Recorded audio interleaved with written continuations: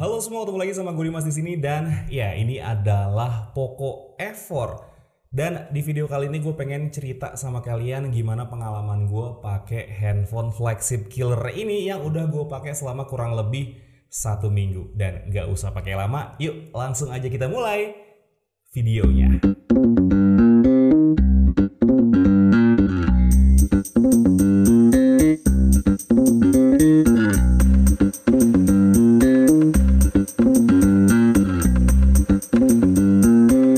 Perasaan pertama saat gue pegang dan lihat Poco F4 ini adalah ini bukan Poco yang gue kenal. Kenapa gue bisa bilang kayak gitu? Karena saat gue pegang Poco F4 ini rasanya tuh mewah dan kelihatan elegan berkat layar dan backdoornya yang flat serta bentuk bezelnya yang rata juga.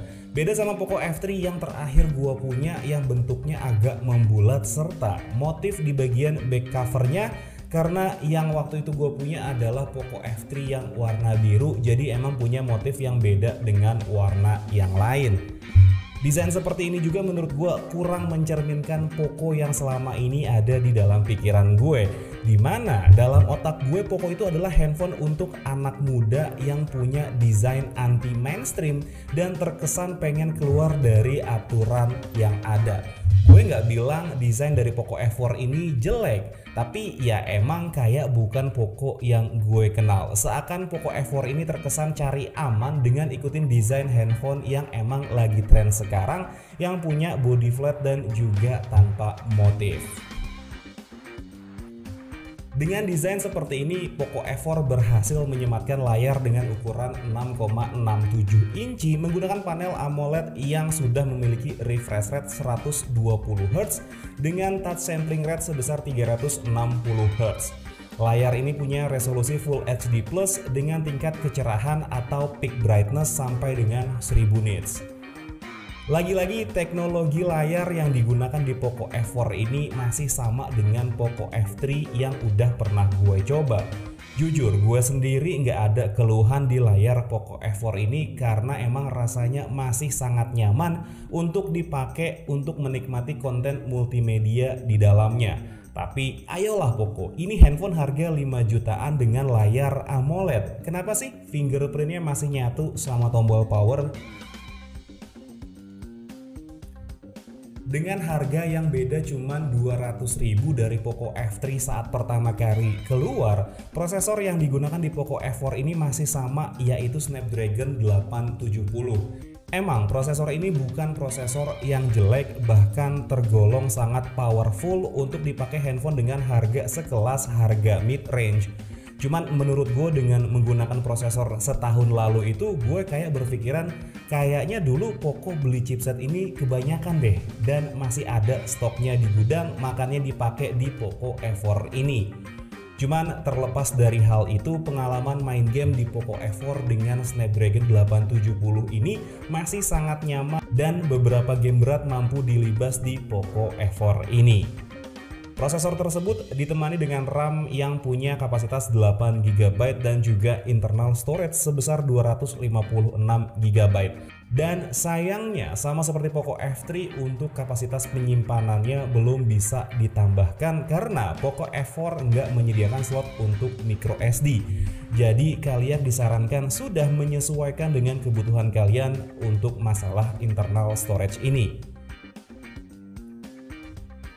Masih sama dengan pendahulunya, Poco F4 ini juga dibekali dengan dual stereo speaker yang menurut gue suaranya cukup enak didengar dan lebih cenderung balance di segala sektornya. Dan berikut adalah hasil speaker dari si Poco F4.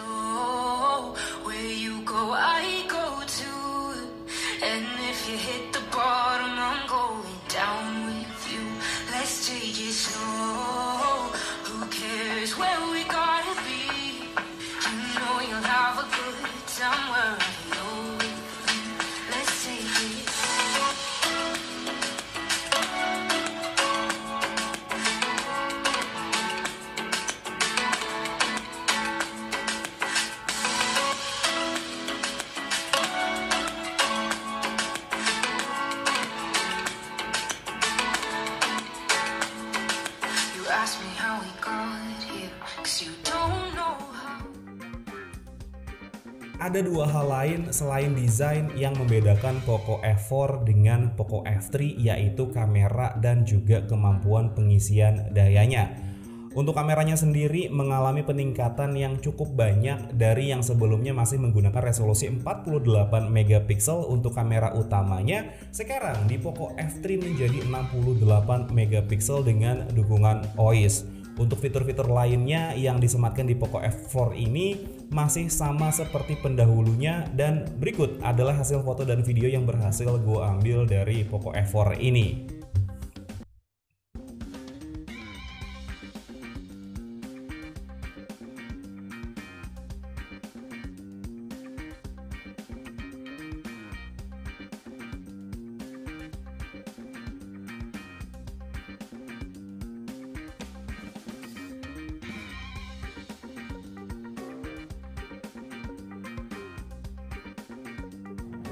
Oke, teman-teman, ini adalah kamera belakang dari Poco F4.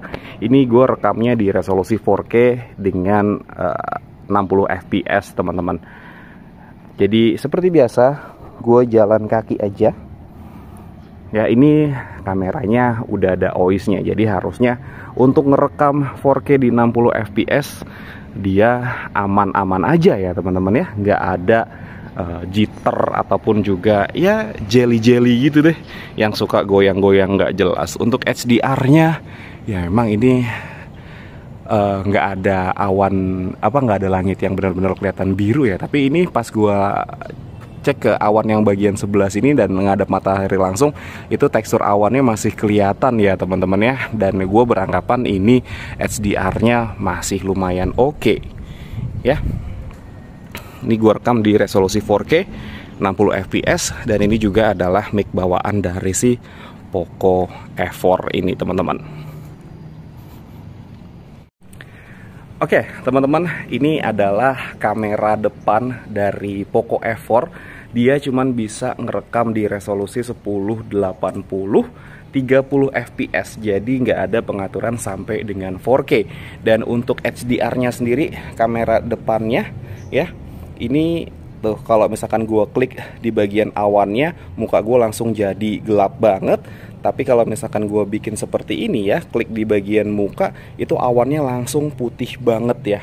Jadi bener-bener agak sedikit kurang luas lah menurut gue untuk si HDR-nya ini, teman-teman. Dan untuk kamera depannya ini dia nggak ada keterangan ada OIS-nya, tapi menurut gue sih ini masih ada AIS-nya, teman-teman. Karena menurut gue masih agak stabil ini untuk videonya seperti ini. Dan juga ini adalah mic bawaan dari si Poco F3 ini, Poco F4 ini, teman-teman. Dan ya ini untuk kamera depannya langsung nge-crop gitu ya. Jadi kalau misalkan gue cuma 30 cm dari kamera dari handphone ya, ini muka gue langsung ke crop lumayan gede gitu. Jadi harus jauh banget seperti ini, teman-teman, kalau misalkan kita mau pakai kamera depannya untuk vlog seperti ini. Dan kalau misalkan agak jauh seperti ini kan otomatis suaranya agak sedikit terganggu ya, karena nggak deket sama mulut. Dan kalau misalkan jauh seperti ini, tangan jadi pegel banget nih, bagian bahu sebelah sini tuh jadi pegel banget. Kayaknya harus ada bantuan gimbal ataupun juga tongsis mungkin ya, kalau misalkan kita mau pakai kamera depannya sebagai vlog seperti ini, teman-teman ya. Oke, kita lanjut lagi.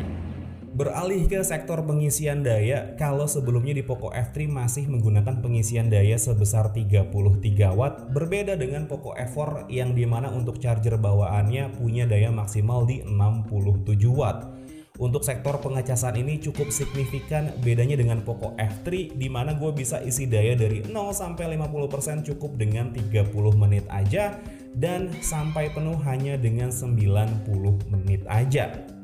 Kalau sebelumnya kalian adalah pengguna Poco F3 dan berencana upgrade ke Poco F4, menurut gue ditahan dulu aja karena overall kemampuan komputasinya masih sama.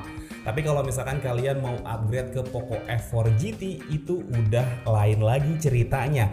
Dan Poco F4 GT itu harganya bisa 50% lebih mahal dibandingkan dengan Poco F4 ini.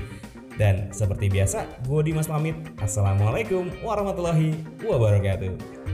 Dadah.